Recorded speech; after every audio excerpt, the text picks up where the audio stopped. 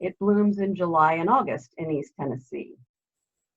The blooms are on a tall spike, like this picture here. It doesn't show the whole spike, but the blooms of the great mullein are yellow, lamb's ear.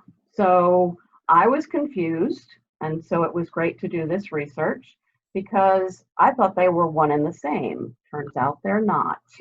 Lamb's ear leaves are shaped like a lamb's ear. They just both seem to have that soft, velvety texture. Buckhorn plantain, the Latin word is Plantago lanceolata. Now there are many different varieties of plantain. There's a wide leaf variety.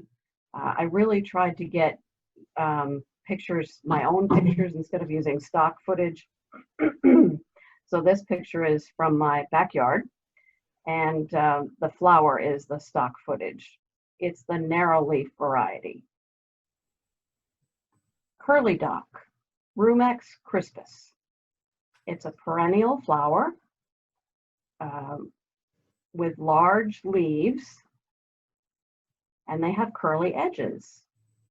Cottonwood, and you may think that these are all sort of unrelated, but I'm going to tie them together for you in just a minute. Cottonwood, Populus deltoides, also called a poplar tree.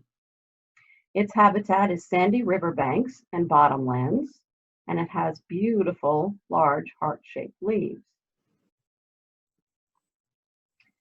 So, you may ask, why did I select all of these plants?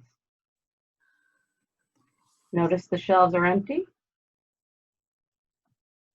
There is a shortage of toilet paper due to the coronavirus pandemic, and all of these plants have historically been used as toilet paper.